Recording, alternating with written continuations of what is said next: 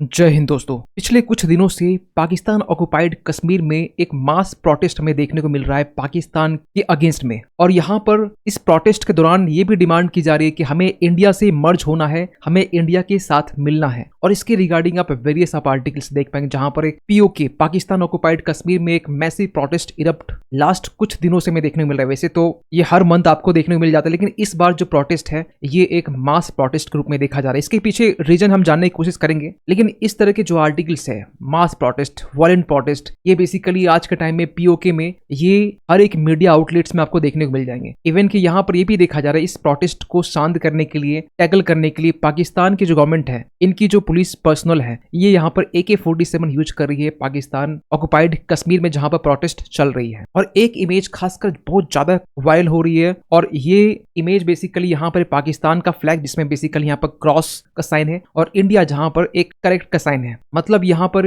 PoK को जो लोग यहाँ पर है, ये लोग बेसिकली यहाँ पर चाह रहे हैं कि हमें इंडिया के साथ में मर्ज होना है और पाकिस्तान के साथ में हमें नहीं रहना है। और ना इसकी रिगार्डिंग आप वेरियस आप छोटे छोटे क्लिप्स आप देख पाएंगे जहां पर बेसिकली इस तरीके से जो पीओके के लोग हैं पाकिस्तान के खिलाफ में, पाकिस्तान की आर्मी के अगेंस्ट यहाँ पर प्रोटेस्ट करिए। यहाँ पर जिस तरीके से महंगाई बढ़ी हुई है, टैक्स इम्पोज किया जा रहा है, इसके अगेंस्ट यहाँ पर प्रोटेस्ट देखे जा रहे हैं। और यहाँ पर कुछ वीडियो क्लिप में ये भी चीजें निकल के आ रही है कि वी विल टेक फ्रीडम, हम लोग आजादी लेकर रहेंगे, we wouldn't we demand freedom, you trying anything freedom, ऐसी बातें यहाँ से निकल के आ रही है। और अच्छी बात यहाँ पर क्या है, यहाँ पर ऐसी बातें निकल के आ रही है कि my heart goes out to my Kashmiri brother and sisters who are enduring the occupation by the Pakistani establishment. यानी यहाँ पर स्टोन पेल्टिंग जैसी जो घटनाएं हैं वो भी चीजें यहाँ पर देखने को मिल रहा है। आप ये क्लिप देखिए।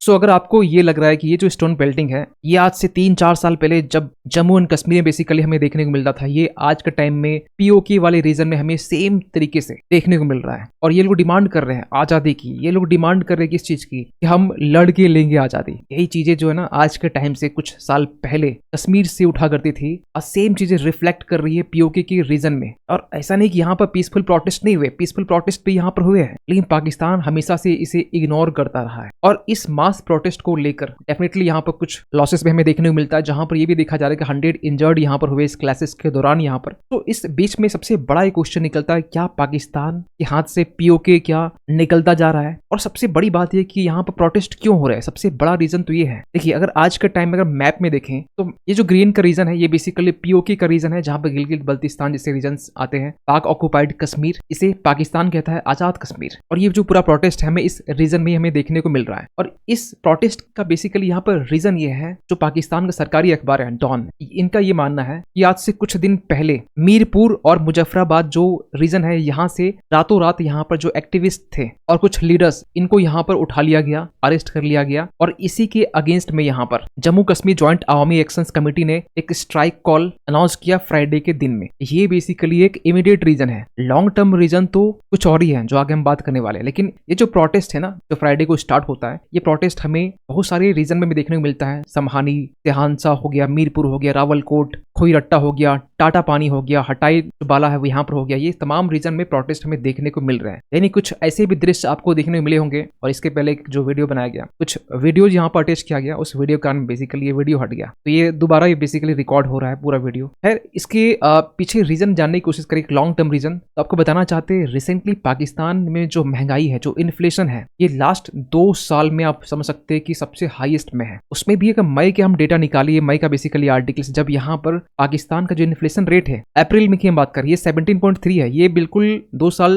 के कंपैरिजन में ये बिल्कुल कम है। लेकिन हम लास्ट ईयर, इसके हम पहले की बात करें, 2023 मई की हम बात करें, तो यहाँ पर इन्फ्लेशन जो रेट था वो 38% था। हम यहाँ बात करें कंज्यूमर प्राइस इन्फ्लेशन की, CPI की हम बात करें, जो इंडिया में आज के टाइम में 5% के अराउंड में, 5 पॉइंट समथिंग कुछ है। वही चीज पाकिस्तान में 38% हमें पिछले साल मई को हमें देखने को मिला था। और ये अभी घट के इतना है। वैसे रियल जो पिक्चर्स है वो बेसिकली पाकिस्तान नहीं चाहे कि वो सामने आए। यहाँ तक कि जो महंगाई वो इस कदर है कि यहाँ जो वीट के जो प्राइसेस, जो आटे के जो प्राइस है, आप समझ सकते हैं पाकिस्तान करेंसी में 800 रुपये पर केजी है। अगर थोड़ा हम इंडिया के कंपैरिजन बात करें तो 195 रुपया पर केजी आटा यहाँ पर है। जो इंडिया में जो कीमत है, एवरेज कीमत, वो 40 रुपये केजी के राउंड है। वही चीजें पाकिस्तान में 195 रुपीज पर केजी है। एक चापाती की जो प्राइस है पाकिस्तान में 25 रुपये पाकिस्तान करेंसी में, आप समझ सकते हैं। इंडिया की जो प्राइसेस वो बेसिकली 4-5 रुपए में आज के टाइम में रोटी मिल जाती है, रुमाली रोटी की हम बात कर रहे हैं। और दूसरी तरफ हम बात करें तो आज के टाइम में पाकिस्तान की जो करेंसी है डॉलर के कंपैरिजन में 278 है, जहां इंडिया की 83 है। आप समझ सकते हैं 278 है वो, उसमें भी ये बेसिकली कुछ टाइम पहले ये नीचे गया है। अप्रैल और मार्च की बात करें तो ये 300 भी प्लस चला गया था। यानी यहाँ पर जो इलेक्ट्रिसिटी है इसकी जो प्राइसेस भी यहाँ पर ज्यादा है। और रिसेंटली यहाँ पर गवर्नमेंट ने ये भी कहा है कि जो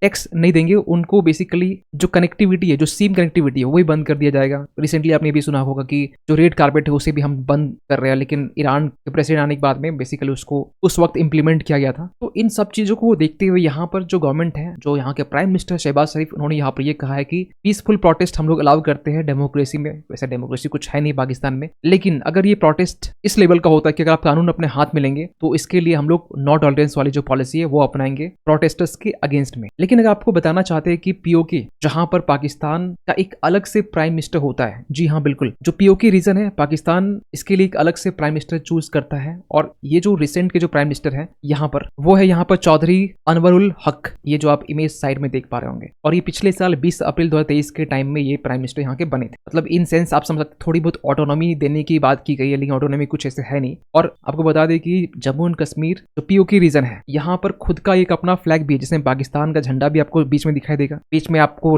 लाइन आपको दिखाई देगी कलरफुल। तो ये जो फ्लैग है बेसिकली पीओके की रीजन का है। तो यहाँ की पीएम की तरफ से स्टेटमेंट ये आया है फिलहाल अभी कल के डेट में कि जिस चीज के लिए यहाँ पर प्रोटेस्ट देखा जा रहा है कि इलेक्ट्रिसिटी प्राइसेस बढ़ गए हैं, वीट के प्राइसेस बढ़ गए हैं, इसके लिए यहाँ पर रिलीफ प्रोवाइड करने की बात की गई है ताकि किसी तरीके से जो प्रोटेस्ट है वो शांत हो सके। आप अगर इसकी भोली शक्ल में जा रहे हैं तो आपको बताना चाहते हैं ये जो पर्सन वही है जब कश्मीर में G20 की जो मीटिंग्स हुई थी ना, उसमें यही शख्स था जो ये कह रहा था कि कोर्स ऑफ हिस्ट्री जो है ना ये चेंज नहीं हो सकता कभी नहीं। मतलब इनका ये कहना है कि जो जम्मू एंड कश्मीर जो वाला जो पार्ट है वो हमारा पार्ट है। और पीओके के जो एक्टिविस्ट है आज के टाइम में, अमजद अयूब मिर्जा, जो कि इमेज आप देख पा रहे होंगे स्क्रीन में, इन्होंने इंडिया से गुहार किया है कि इंडिया मस्ट एक्ट, क्योंकि यही मौका है। क्योंकि यहाँ पे ह्यूमन राइट एक्टिविस्ट जो अमजद अयूब मिर्जा है, इनका ये मानना है कि यहाँ पर इस सिचुएशंस को जिस तरीके से पाकिस्तान में चल रहा है, इसको देखकर इंडिया शांत नहीं रह सकता है। इंडिया को मस्ट यहाँ पर एक्शंस लेने चाहिए। तो क्या सच में इंडिया को एक्शन यहाँ लेना चाहिए? क्योंकि यहाँ पर लोहा गर्म है। देखिए इसके लिए ना डॉक्टर राजनाथ सिंह यहाँ पर ये कहते हैं कि हमें पाकिस्तान ऑक्युपाइड कश्मीर को कैप्चर करने की नीड नहीं है। ऑटोमेटिक वहाँ के जो लोग हैं अपने आप इंडिया को ज्वाइन कर लेंगे। इट्स पीपल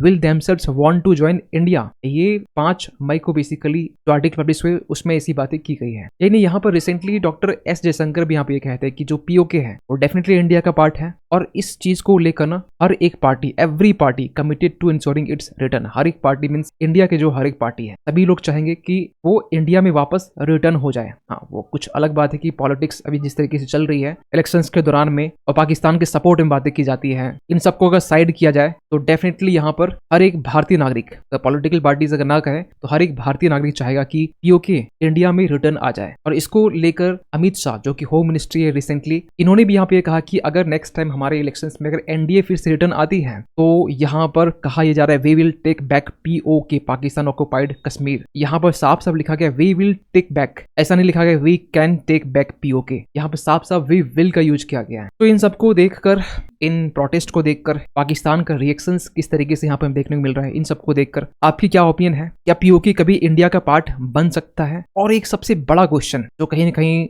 आप में से कुछ लोग वहां तक सोच पाते होंगे कि रिसेंटली पीओके में यहाँ पर जो प्रोटेस्ट देखे जा रहे हैं इसका एक इमीडिएट रीजन भी है। एक गुस्सा पाकिस्तान सरकार के खिलाफ में जो पीओके के जो लोग हैं उनके अंदर तो है ही, लेकिन रिसेंटली जो प्रोटेस्ट है उसके पीछे एक बहुत बड़ा रीजन है, इमीडिएट रीजन है। ये रीजन क्या हो सकता है डेफिनेटली कहीं ना कहीं कुछ लोग समझ पा रहे होंगे, तो कमेंट कीजिएगा इसको लेकर। और जाते जाते एक क्वेश्चन आप सभी के लिए कि रिसेंटली एजेंडा 2063 ये न्यूज में था, आपको बताना कि ये किस ऑर्गेनाइजेशन से रिलेटेड है। आपको पहले बता दें कि एजेंडा 2063 ये इजराइल का रफा में जो इनकर्जन था इसको देखते हुए यहाँ पर ये एजेंडा 2063 लाया गया था। आपको ये बताना किस ऑर्गेनाइजेशन ने यहाँ पर इसको लाया था, यूनाइटेड नेशंस, यूरोपियन यूनियन या फिर अफ्रीकन यूनियन या फिर वर्ल्ड बैंक। सही ऑप्शन कीजिए कमेंट सेक्शन पे और इस पर भी आपकी क्या राय है ये भी लिखिएगा। मिलते किसी अगली वीडियो में, तब तक के लिए थैंक यू सो मच।